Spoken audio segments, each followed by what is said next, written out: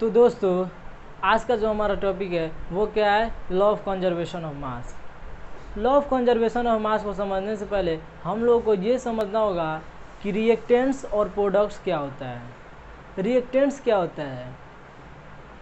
जो elements chemical reaction में participants होते हैं वो क्या हो जाते हैं? रिएक्टेंट्स हो जाते हैं। और प्रोडक्ट्स क्या होता है? केमिकल रिएक्शन में जो एलिमेंट्स से मिलकर एक न्यू थिंग्स का फॉर्मेशन होता है, यानी कि जो नया चीज़ बनता है वो क्या हो जाता है? प्रोडक्ट्स हो जाता है। तो चलिए एक छोटा सा एग्जांपल लेते हैं और इसको और अच्छी तरह से समझते हैं। तो यहाँ पे carbon plus oxygen reaction over क्या बना है? Carbon dioxide.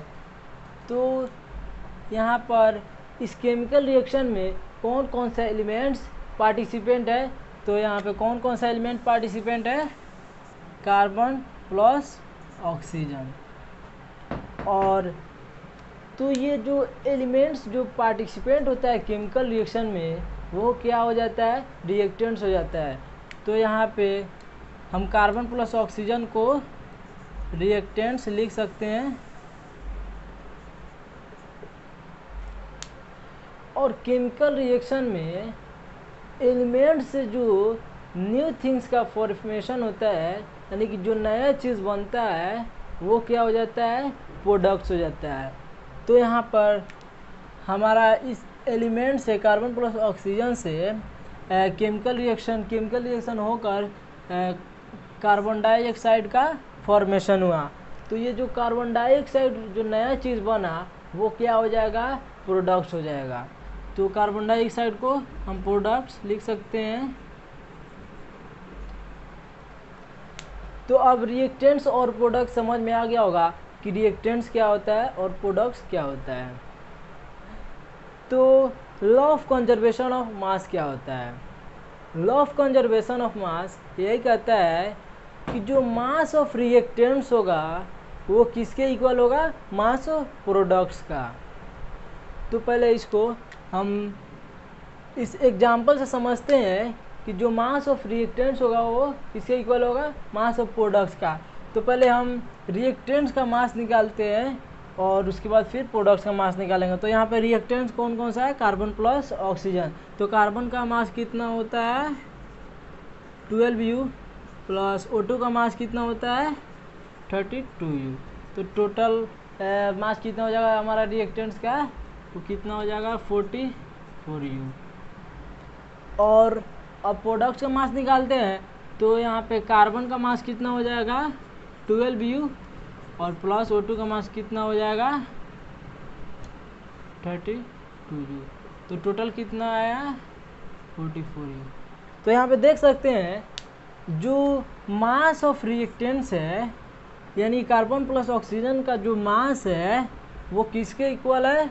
Mass of products का, यानी कि कार्बन डाइऑक्साइड के मास का इक्वल है।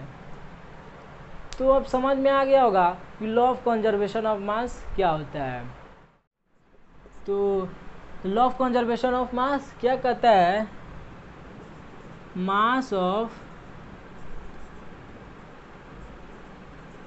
Reactants is equal to mass of product, यानी कि जो मास ऑफ रिएक्टेंट्स होगा वो किसके इक्वल होगा? मास ऑफ प्रोडक्ट्स का। तो दोस्तों, लॉ ऑफ कंजर्वेशन ऑफ मास ये भी कहता है केमिकल रिएक्शन में हम मास को ना ही क्रिएट कर सकते हैं ना ही डिस्ट्रॉय कर सकते हैं।